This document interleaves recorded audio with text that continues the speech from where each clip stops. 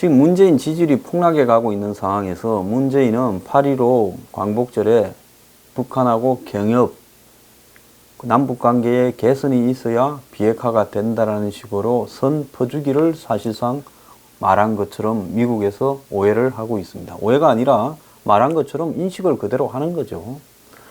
자, 그렇게 하고 있고 또 9월 달에 날짜도 못 박았습니다만은 남북 정상회담을 한다 그러고 그게 끝난 직후에 9월 말쯤에 유엔에서 남북미 종전선언을 하겠다고 하고 있습니다. 종전선언의 대가로 북한은 핵 리스트를 내겠다 이렇게 이야기를 하고 있는데요.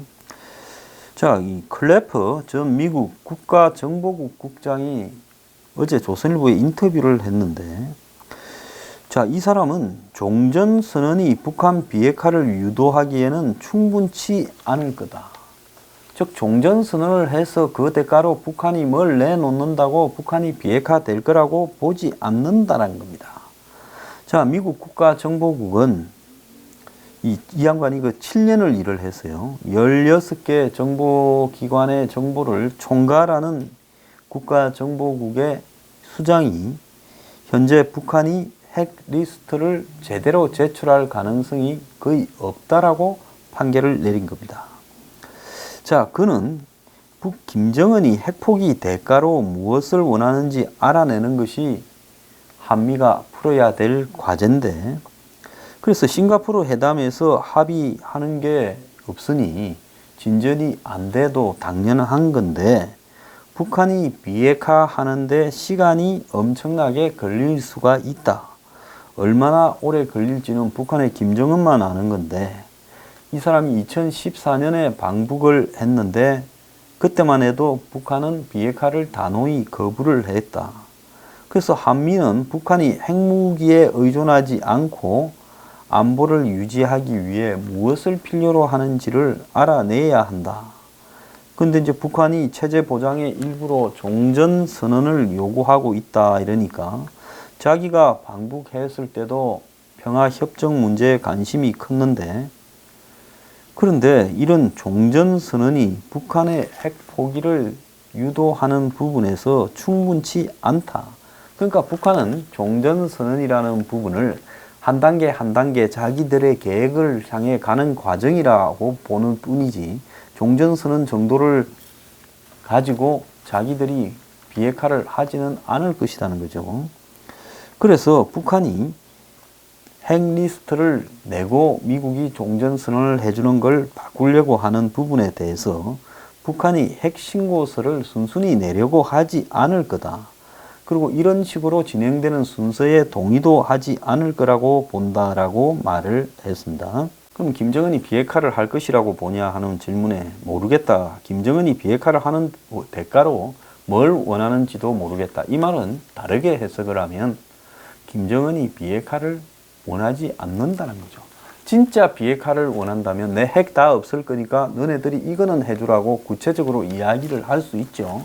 자꾸 이 이야기 저 이야기를 그때 하고 있다라는 것은 비핵화를 할 생각이 없기 때문에 혹시라도 구체적인 요구를 했다가 미국이 덜컥 들어주면 진짜 비핵화하는 상황이 올까봐 북한은 전혀 그렇게 하지 않고 있다는 겁니다.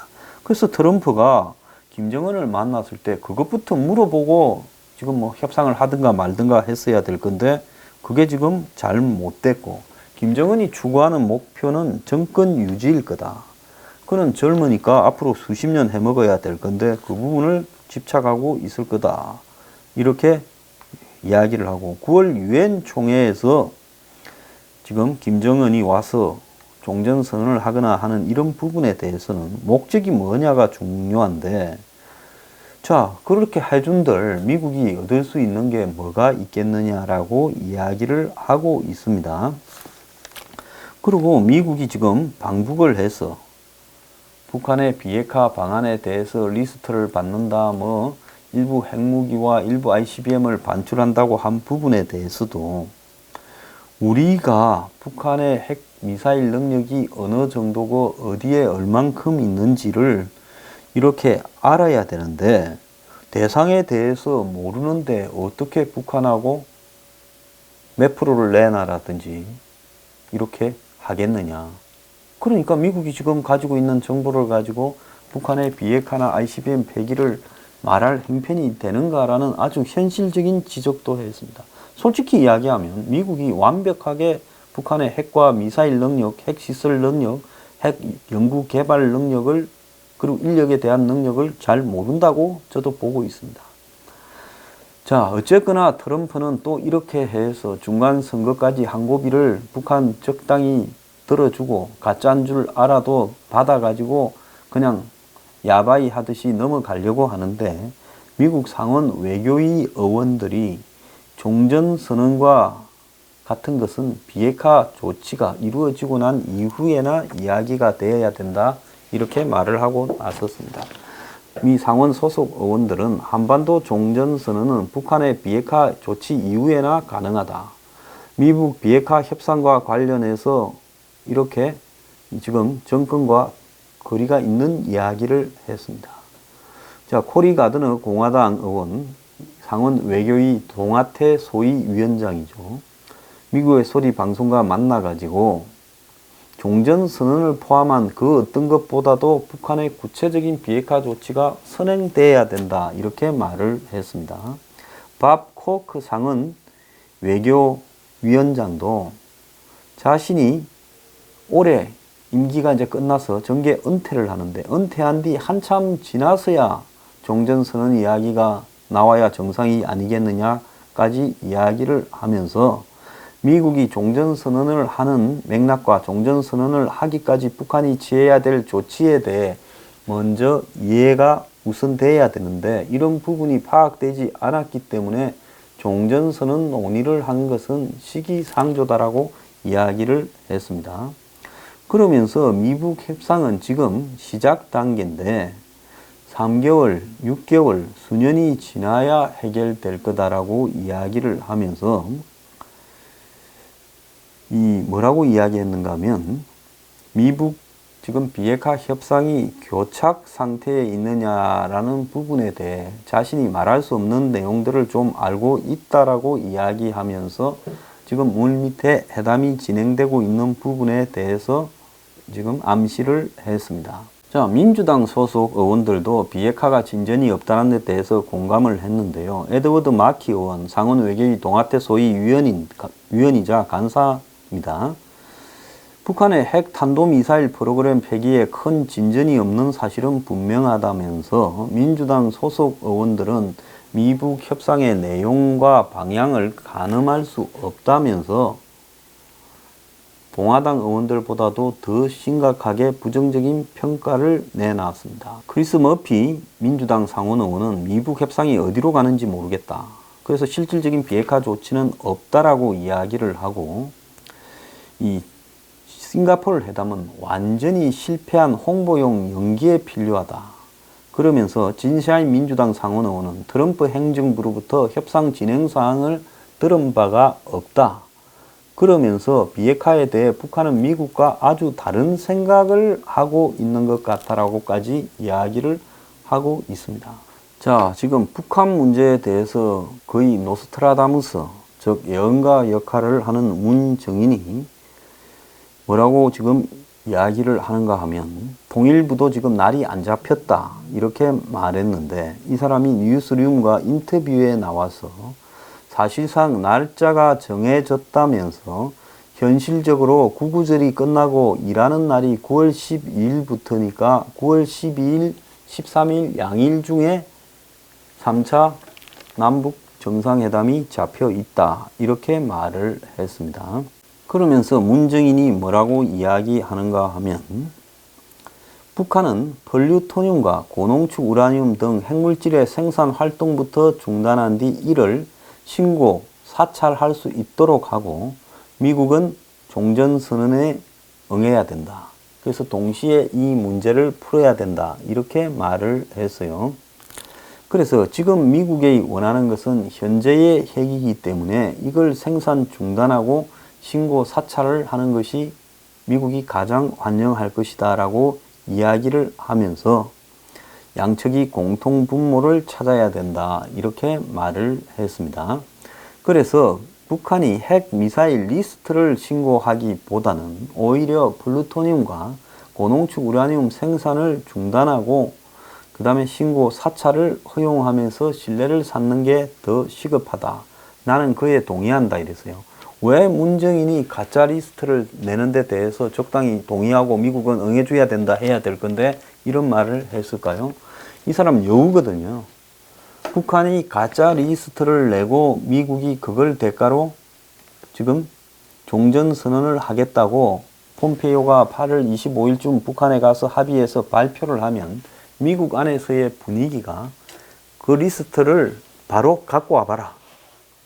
종전선언하기 전에 이렇게 되면서 걷잡을 수 없게 이것들 또 가짜 내놨다라고 판이 뒤집어져 버릴 수가 있습니다.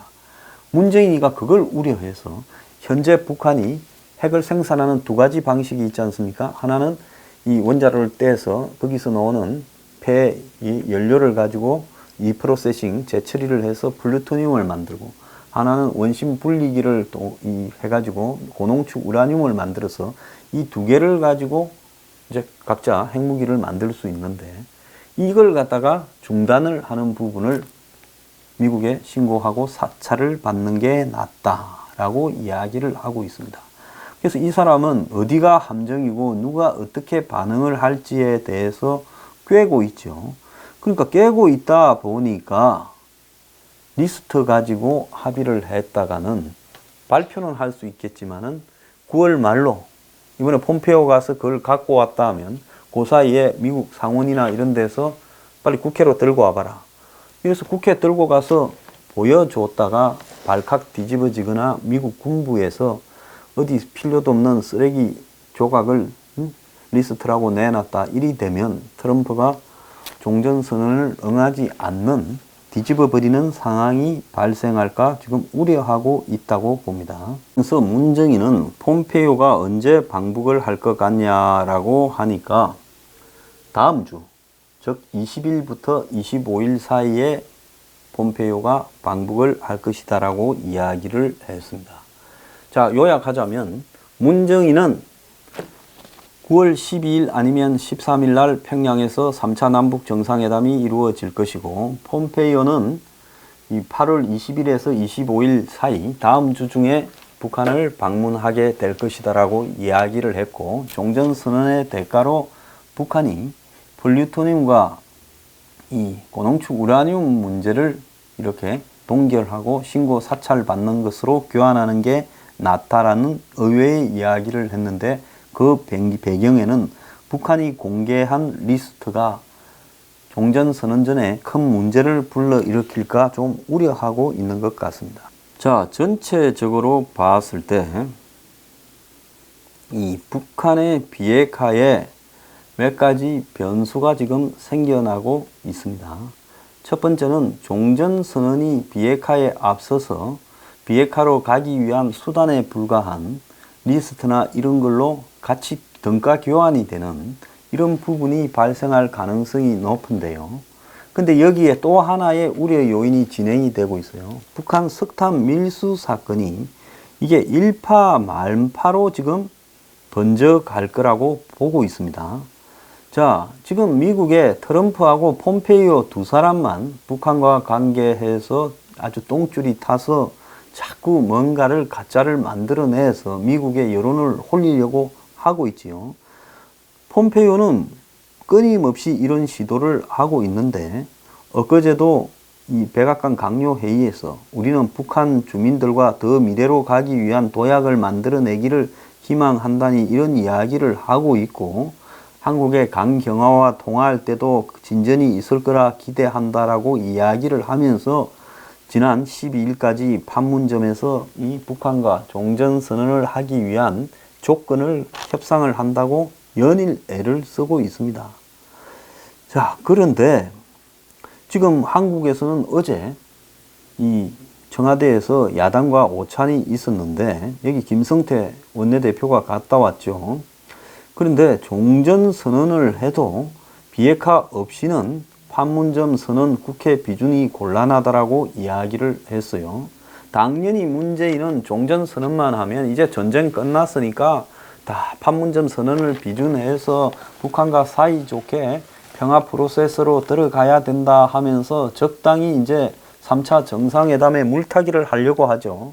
그런데 한국당은 이 부분에 대해서 기본적으로 선 비핵화라는 부분을 유지를 해야 되는 것이 지극히 당연한 부분이고요.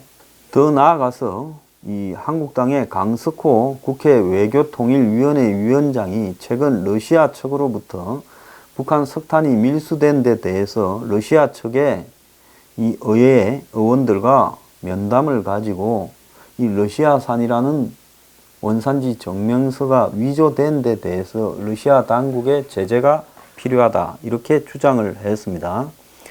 그래서 이 부분과 관련해서 현재 러시아는 매우 지금 코너에 몰려 있죠. 까딱 잘못하면 미국과의 세컨더리 보이콧 제재에 러시아의 지금 관련 회사나 인물들이 제재 대상이 될 가능성이 지금 이렇게 유력합니다. 그래서 미국의 지금 강경파들이 또 일본이 지금 침묵을 지키고 있는데요.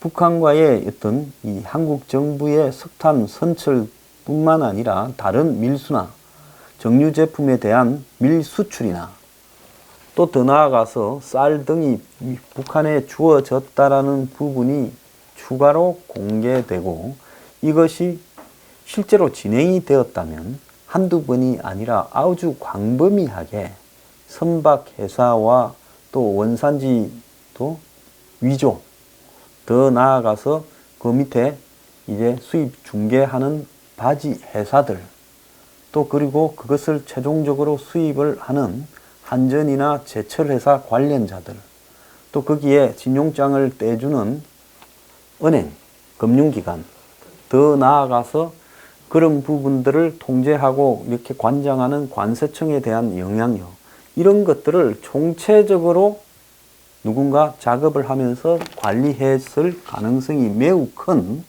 전체적으로 대북 밀수출과 밀수입을 갖다가 전담하는 기구가 어딘가에는 있었을 가능성이 매우 큽니다. 그러면 여기에 해당되는 부분에 있어서 공작과 막대한 비용 등이 들어갔는데 남의 시선을 받지 않고 이런 것들을 쓸 수 있는 돈은 만약에 정권이 관련되었으면 어디서 나왔을까?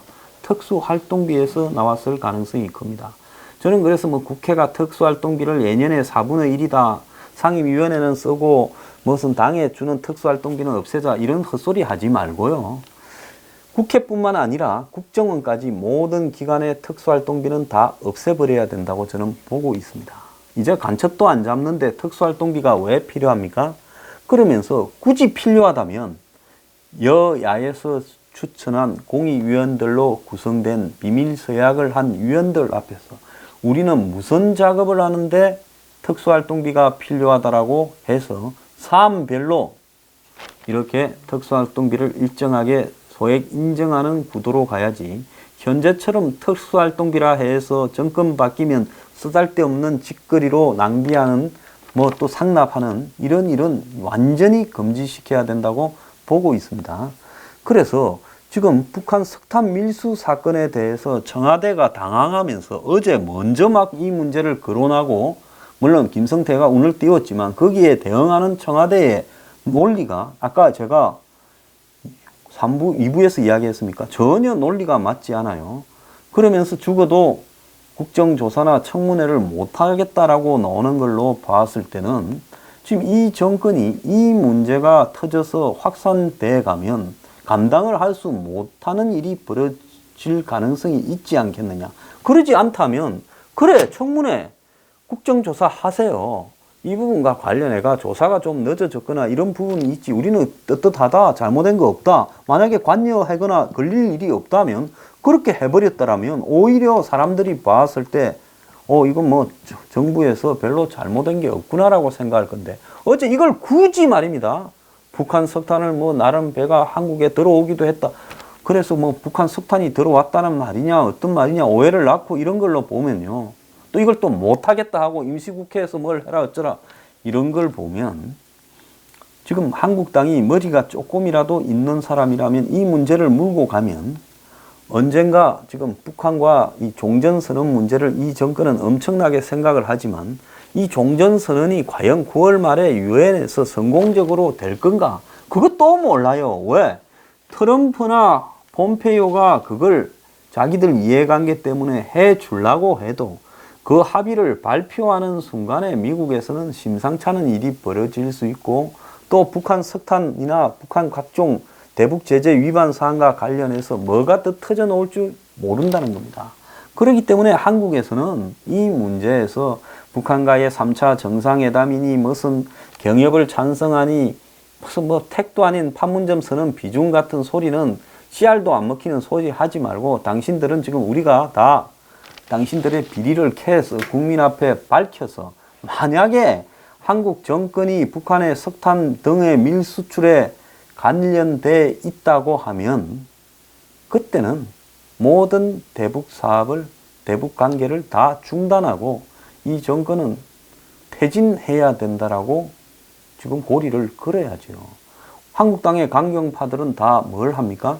그래서 종전선언을 가장 무산시킬 수 있는 가장 좋은 카드는 뭐냐? 북한 석탄 등의 밀수라고 저는 생각을 합니다.